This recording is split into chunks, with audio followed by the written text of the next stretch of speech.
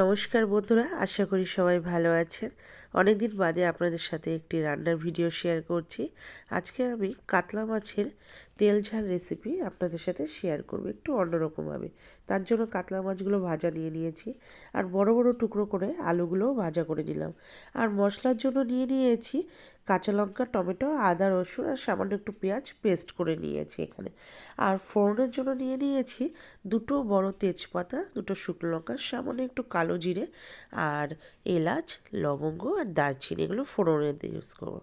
আর কড়াইয়ে তেল গরম হয়ে গেছে, আমি ফোড়নের সব দিয়ে তার মধ্যে আমি মশলার যে পেস্ট করে রেখেছি সেটাও দিয়ে দিয়েছি। দিয়ে মশলাটি আমি ভালো করে আগে কষিয়ে নেব। ভালোভাবে একটু আগুনটা লো ফ্লেমে রেখে আমি ভালো করে মশলাটি কষিয়ে তার মধ্যে ভেজে রাখা আলুটা দিয়েও আমি ভালো করে কষিয়ে নেব। কারণ যত মশলা ভালো কষানো যায় রান্নার স্বাদটাও ততটাই ভালো হয়। দেখুন ভালোভাবে আমি কষিয়ে নিচ্ছি যতক্ষণ না মশলার থেকে তেলটা ছাড়িয়ে যাচ্ছে।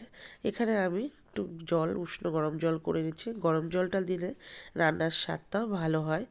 আর দেখুন বেশ একটু কষাতে কষাতে একটু ভালো কালার এসেছে। আমি তার মধ্যে একটু হলুদ গুঁড়ো আর সামান্য একটু কাশ্মীরি লঙ্কার গুঁড়ো অ্যাড করেছি, আর টমেটো দিয়েছি, তার জন্য কালারটা ভালো হয়েছে।